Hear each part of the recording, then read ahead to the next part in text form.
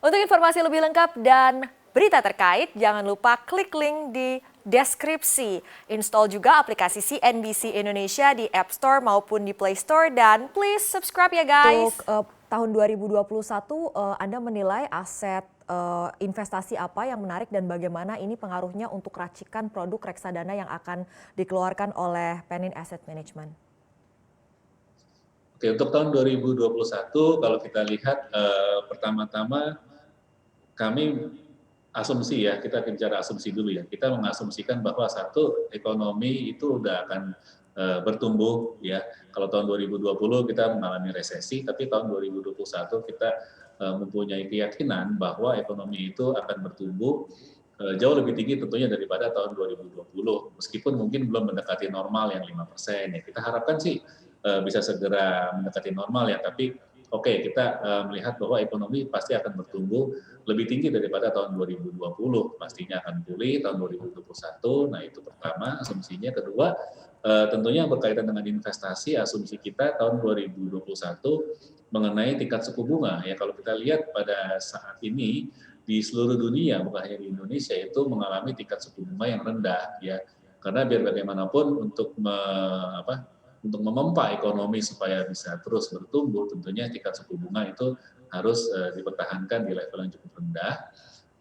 Dan yang ketiga, adanya likuiditas yang berlimpah di pasar. Jadi kita tahu tahun 2020 ini seluruh negara ya itu memompa likuiditas ke perbankan maupun juga langsung ke pasar, langsung ke masyarakat ya.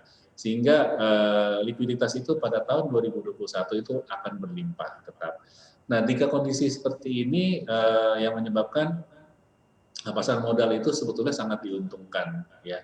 Tapi tentunya efeknya berbeda-beda ke masing-masing aset kelas misalnya seperti obligasi maupun saham ya.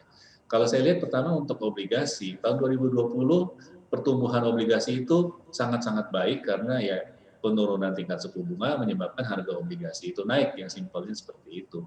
Jadi itu tahun 2020 untuk obligasi sangat-sangat bagus kalau kita investasi di obligasi. Tapi tahun 2021 mungkin agak berbeda karena tingkat suku bunga sudah turun, ya dia akan tetap memang di level yang rendah. Tetapi oleh karena itu peningkatan harga obligasi tidak akan setinggi di tahun 2020. Di tahun 2021 tetap ada potensi untuk kita investasi di obligasi, tapi mungkin potensinya tidak sebesar di tahun 2020. Tapi hal yang berbeda di saham. Kalau kita lihat di saham itu sangat berelasi dengan pertumbuhan ekonomi, sehingga kalau ekonomi itu bertumbuh, pasar saham itu cenderung juga akan bertumbuh ya.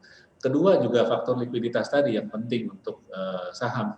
Nah, dua hal ini menurut saya menyebabkan nanti tahun 2021 pasar saham itu mungkin ya kalau saya boleh asumsikan akan bertumbuh lebih baik dibandingkan dengan obligasi, di mana berbeda dengan tahun 2020 obligasi itu lebih baik daripada saham.